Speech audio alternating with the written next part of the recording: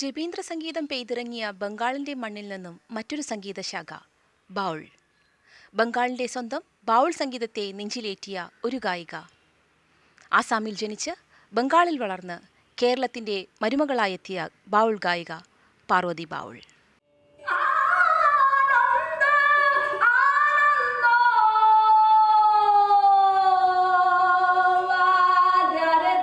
19-ാം നൂറ്റാണ്ട് വരെ ബംഗാളിലെ ഗ്രാമങ്ങളിൽ നിലനിന്നിരുന്ന ആത്മീയ അന്വേഷണത്തിന്റെ സംഗീതധാരയായാണ് ബാവുൾ ഗായകർ അറിയപ്പെട്ടിരുന്നത്.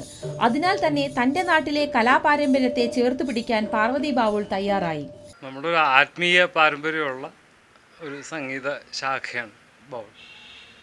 അപ്പോൾ അതിൽ ഓരോ പാട്ടിനകത്തും ഉള്ള തത്വം വളരെ കൃത്യമായിട്ട് ധ്യാനിച്ച് അത് നല്ല അതിൻ്റെ സത്ത എന്താണെന്ന് ഉള്ളിൽ നല്ല ഇരുപ്പായതിന് ശേഷമാണ് അത് ആ സംഗീതം പുറത്തോട്ടുള്ള ഒഴുക്ക് നല്ല ഭംഗിയാവുക.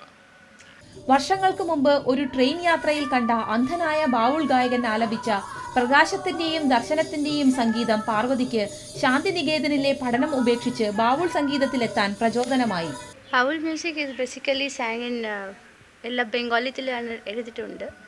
അപ്പോൾ ഇത് കൂടുതൽ ബംഗ്ലാദേശ്, വെസ്റ്റ് ബംഗാൾ, ത്രിപുര, ആസാമിൻ്റെ കുറച്ച് ഭാഗം ഇതാണ് കൂടുതൽ ബിക്കോസ് ഓഫ് ദ ലാംഗ്വേജ്. പക്ഷേ ഇപ്പോൾ നോക്കിയാൽ ബാവുൾ ലോകം മുഴുവൻ സ്ഥലത്തിലും ഉണ്ട്.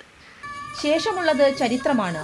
ബാവുൾ സംഗീതവുമായി പാർവതി ഇന്ത്യയുടെ വിവിധ ഭാഗങ്ങളിൽ സഞ്ചരിച്ചു. ഹംപിയിലെ യാത്രയിലാണ് നടനായ ഖാലിദ് തായബ്ജിയെ കണ്ടുമുട്ടുന്നതും കേരളത്തെക്കുറിച്ച് അറിയുന്നതും. പ്രാചീന കലാപാരമ്പര്യങ്ങളെ കാത്തുസൂക്ഷിക്കുന്ന കേരളത്തിൽ ബാവുൾ സംഗീതത്തിന് ഏറെ ആസ്വാദകരുണ്ടെന്ന അറിവ് പാർവതിക്ക് അനുഗ്രഹമായി. Language is only A short thing. ഭാഷ ഓഫ് കോഴ്സ് ഭാഷ ആവശ്യമാണ് നമ്മളുടെ എക്സ്പ്രസ് ചെയ്യാൻ. പക്ഷേ സംഗീതത്തിൻ്റെ ഒരു ഭാഷ ഇല്ല. So when I arrived in Kerala I met so many great people who were practicing. It inspired me a lot. And Ravi being a very big part in that. He helped me to see. Then I took a decision to live here and practice here. Learn from them.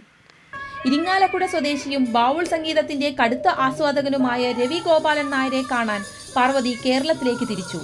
Photography, theatre, പപ്പട്ടറി മേഖലകളിൽ സജീവമായിരുന്ന രവിയെ കണ്ടുമുട്ടിയത് ബാവുൾ സംഗീതത്തിനോടൊപ്പം പാർവതിയുടെ ജീവിതത്തിനും വഴിത്തിരിവായി.